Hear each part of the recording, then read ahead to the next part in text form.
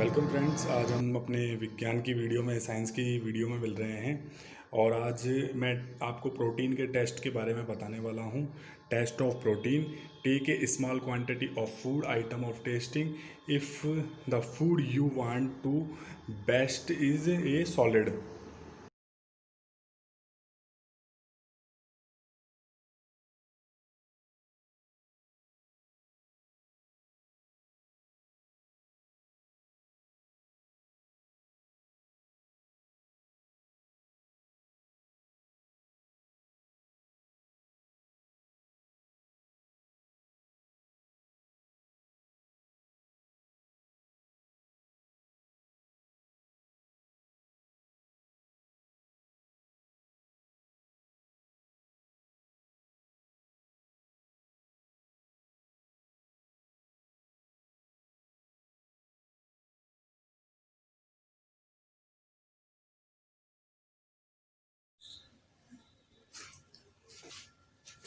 Welcome friends. आज हम अपनी साइंस की वीडियो में मिल रहे हैं और आज मैं आपको प्रोटीन की टेस्टिंग के बारे में बताने वाला हूं। प्रोटीन की टेस्टिंग का मतलब क्या होता है? हमारे भोजन में सभी प्रकार के मतलब मेन फाइबर्स होते हैं, प्रोटीन्स होते हैं, कार्बोहाइड्रेट होता है, लिपिड होता है, फैट होता है। ये सारी की सारी चीजें होती तो हैं पर हमको दिखाई नहीं देती हैं। इनको हम कैसे पता लगाएं कि हमारे भोजन में ये सारी चीज है? आपने छोटी क्लासों में सुना होगा, आपने सुना था कि हमारे भोजन में ये सारी चीजें होनी चाहिए। हमारे भोजन में करीबन 6 से 7 पोषक तत्व ऐसे होने चाहिए जिसको बैलेंस फूड कहते हैं। बैलेंस फूड होने के कारण हमारे भोजन का यानी हमारे भोजन की जो क्वालिटी है वो बेटर हो पाएगी। इसीलिए हमारे भोजन में ये सारी चीजें पाई जाती है और हमें इसी प्रकार का भोजन करना चाहिए। आज हम जानकारी लेते हैं कि भोजन में जो प्रोटीन है उस प्रोटीन की जांच कैसे करें। अगर क्या हमारे भोजन में प्रोटीन है या नहीं है, अगर हमारे भोजन में प्रोटीन है तो वो कैसे पता लगे कि हमारे भोजन में प्रोटीन है। ठीक है फ्रेंड्स, तो हमारे सामने एक प्रयोग है, इस प्रयोग को हम पढ़ते हैं और आपको समझाने का प्रयास करते हैं। देखो, टेस्ट ऑफ प्रोटीन क्या करते हैं हम? सबसे पहले प्रोटीन की टेस्टिंग कर रहे हैं। Take a some quantity of a food item for testing. सबसे पहले हमने क्या किया कि जो भी हमको जिस भी भोजन में हमको प्रोटीन की टेस्टिंग करनी है उस भोजन को हमने लिया, उसको सम यानी कम क्वांटिटी में लेना है, ज्यादा उसको नहीं लेना है, थोड़ा सा उसको लेना है। If the food you want to test is a solid, और जो वो सॉलिड यानी एक प्रकार का जो भोजन है उसको हमको क्या करना है, एक तरह से उसको मैश करना है। You first need to make a paste, उसको हमको क्या करना है, मैश करना है, पेस्ट बना लेना है उसको। जैसे कि अपन ने हमारे भोजन में दाल वगैरह है तो हमने दाल ले ली और दाल को हमने क्या किया, उसको हमने पहले पेस्ट बना लिया उसका। ठीक है, पेस्ट बना लिया और it of powder grind of और मैश ए स्मॉल क्वांटिटी। उसको सबसे पहले हमने ग्राइंड किया, फिर उसको हमने क्या किया, मैश किया और यानी स्मॉल क्वांटिटी में उसको हमने ले रखा है ताकि ज्यादा वो वेस्ट भी ना हो और हमको रिजल्ट जल्दी से जल्दी प्राप्त हो पाए। ठीक है ना।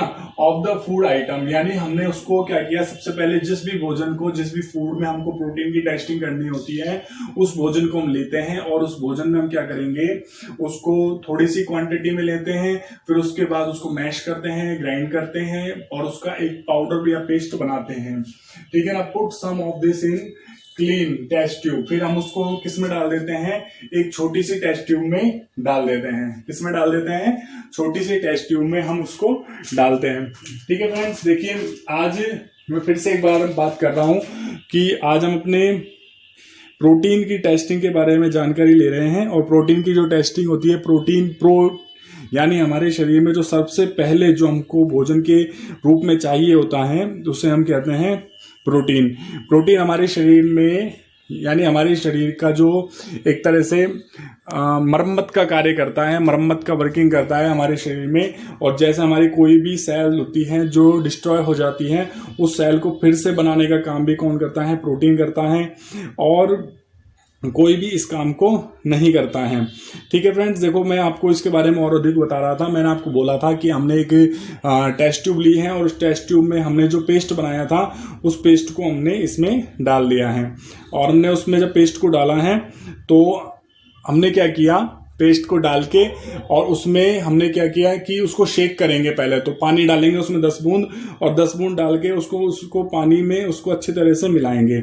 और अच्छी तरह से हिलाने के बाद हम क्या करेंगे, उसको देखिए लिखा हुआ है add 10 drop water to it and shake the test tube now.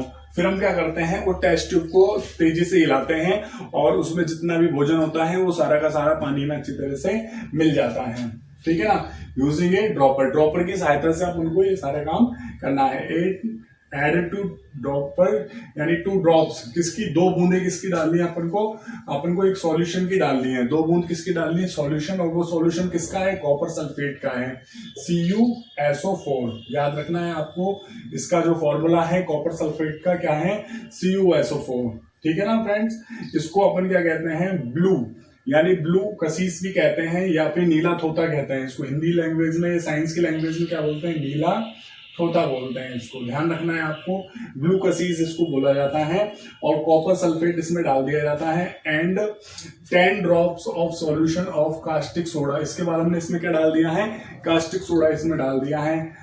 To the test tube के अंदर हमने डाल दिया है shake well and let the test tube stand for a few minute. हमने उसको क्या किया, टेस्ट ट्यूब को ढंग से हिलाया, और हिलाने के बाद फिर से हमने उसको क्या किया, एज इट इज उसको काफी टाइम तक रखा रहने दिया। जब हमने उसको काफी टाइम तक रखा रहने दिया तो अगर उसमें प्रोटीन होगा तो वो जो नली है हमारी टेस्ट ट्यूब है उसका कलर चेंज हो जाएगा। वो कैसा कलर का हो जाएगा, वॉयलेट कलर का हो जाएगा। अगर वॉयलेट कलर की टेस्ट ट्यूब हो चुकी है तो इसका मतलब हमारे जो फूड है उसमें प्रोटीन है। अदरवाइज अगर प्रोटीन उसमें वॉयलेट कलर नहीं होता है तो इसका मतलब ये होता है कि हमारे भोजन में प्रोटीन नहीं है। तो फ्रेंड्स, आपको समझ में आया होगा कि हमने आज प्रोटीन की टेस्टिंग के बारे में पढ़ा था। सबसे पहले मैं आपको फिर से एक बार समझा रहा हूँ थोड़ा सा तरीके से। हमने भोजन लिया, भोजन को मैश किया, मैश करने के बाद उसको टेस्ट ट्यूब में डाला, उसको उसमें पानी मिलाया, उसको शेकअप किया। उसको शेक करने के बाद हमने उसको क्या किया, उसमें सॉल्यूशन डाला किसका, copper sulphate and caustic soda का। कॉपर सल्फेट का फॉर्मूला आप याद रखना है, और कास्टिक सोडा उसमें हमने डाल दिया। कास्टिक सोडा को डाल के हमने उसको बहुत अच्छे से मिलाया। बहुत अच्छे से मिलाने के बाद उसका कलर जो होता है वो वॉयलेट हो जाता है। अगर वॉयलेट कलर उसका हो जाता है तो उसमें क्या है, कन्वर्ट हो जाता है, तो हम समझ जाएंगे कि उसमें क्या है, प्रोटीन है। अगर वॉयलेट कलर नहीं आता है तो उसमें प्रोटीन नहीं होता है। ठीक है फ्रेंड्स, आप इस टॉपिक को बहुत अच्छे से समझ रहे हैं, और अगर आपने नहीं समझाए हैं तो आप मुझे कमेंट बॉक्स में ज़रूर बताएंगे कि हमें समझ में नहीं आया है, तो मैं आपको अन्य तरीके से इसको समझाने का कोशिश करूँगा। ठीक है फ्रेंड, थैंक्स।